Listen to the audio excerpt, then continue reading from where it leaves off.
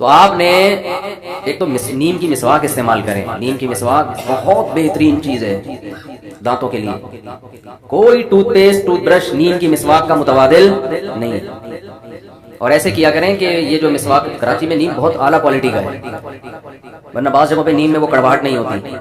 تو آپ نے کیا کیا، اپنے ایک انگلی کے برابر جو ہے نا موٹائی میں، جو آپ کو جیسا لگے، اس میں کوئی وہ نہیں ہے، آپ نے شاخیں ایک خاص ترتیب سے کاٹ کے گھر میں رکھ لیا. 5-10 لکڑیاں اتنی آپ نے شاخیں کاٹ کے رکھ لی. وہ 2-4 دن میں خشک ہو جائیں گی.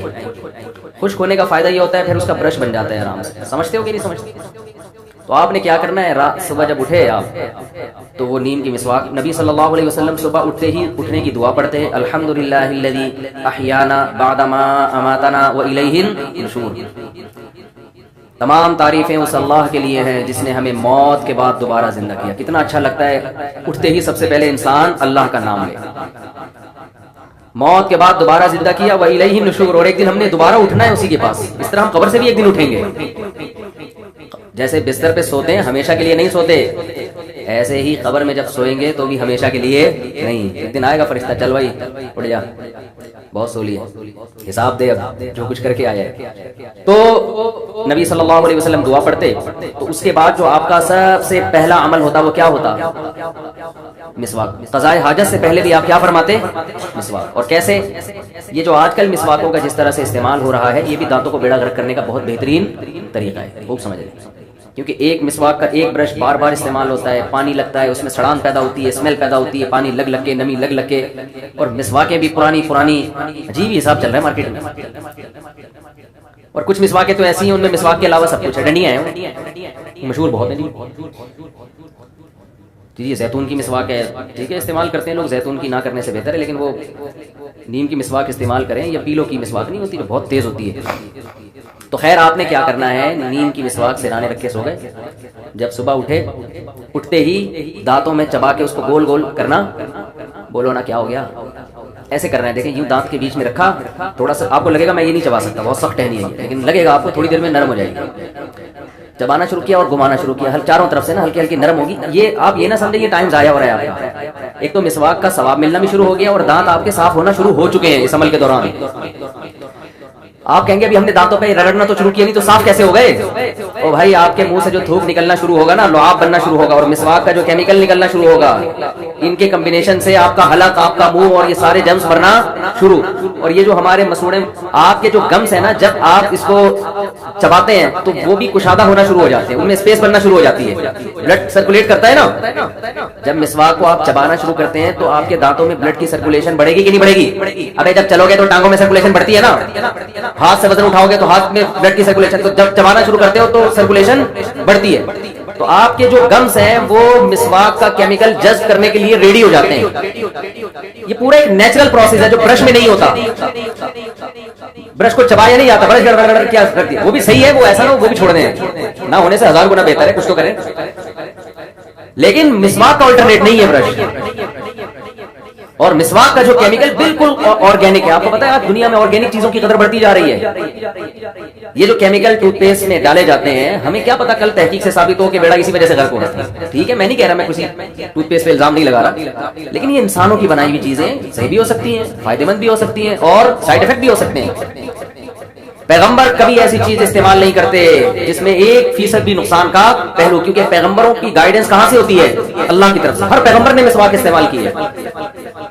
اگر اس مسواک میں نقصان ہو رہا ہے تو آپ کا اپنا قصور ہے، آپ استعمال غلط طریقے سے کر رہے ہو اس کو. تو آپ نے کیا کرنا ہے میرے بھائی، دانتوں کے درمیان میں رکھ کے اس کو ہلکا ہلکا چبانا ہے اور گول گول گھمانا ہے، یہاں سے بھی اور لیفٹ سائڈ، تاکہ دونوں جبڑے آپ کے استعمال ہوں.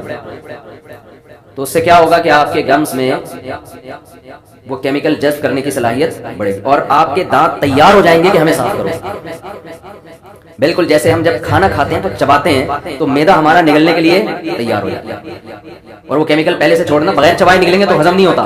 یہ پورا ایک نیچرل پروسیس ہے، چبانے سے شروع ہوتا ہے یہ مسواک کے. سمجھتے ہو؟ پھر آپ نے کیا کرنا ہے، جب چبا کے ہلکا ہو گیا تو پھر آپ نے اس کو دانتوں پہ رگڑنا ہے تمیز سے. خلال آپ رات کو پہلے ہی کر چکے تھے، اس کا فائدہ یہ ہوگا کہ ایسا نہیں ہوگا کہ مسواک کے جو کیمیکل ہے آپ کے دانتوں کے بیچ میں نہ جائے، کیونکہ جو خلال آپ رات کھانے کے بعد کر چکے تھے اس سے وہ سارے دانت پہلے جو بڑے بڑے اس میں فالٹ تھے، جو چٹانیں پھنسی ہوئی تھیں وہ کیا ہو گئی، پورے گوشت کے لیگ پیس پھنسے ہوئے تھے، اس میں پٹ کے گوشت پھنسا ہوا تھا، جو بھی تھا وہ سارا کیا ہو گیا، نکل گیا۔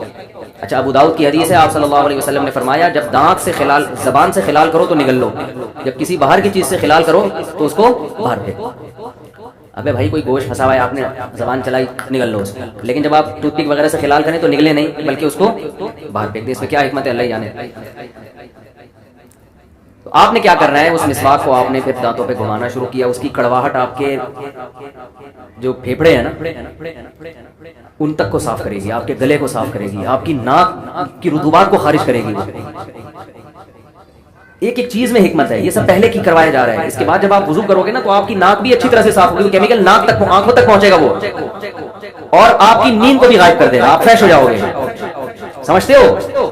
اس کیمیکل سے کاکڑ دینا ہو جائے گا۔ اور میں مختصر لفظوں میں اور کیا کہہ سکتا ہوں، آپ کر کے دیکھو، مزہ نہ آئے پیسے واپس، اور ایک الگ تازگی محسوس ہوگی آپ کو، ایک الگ ہی خوشی محسوس ہوگی، روحانیت محسوس ہوگی۔ اس کے بعد آپ نے واش روم جانا ہے تو جائیں، اگر ضرورت ہے، نہیں ضرورت ہے تو یہ کوئی فرض واجب نہیں ہے۔ لوگ صبح اٹھ کے نہیں بھی آ رہے ہوتے واش روم جا رہے ہوتے ہیں۔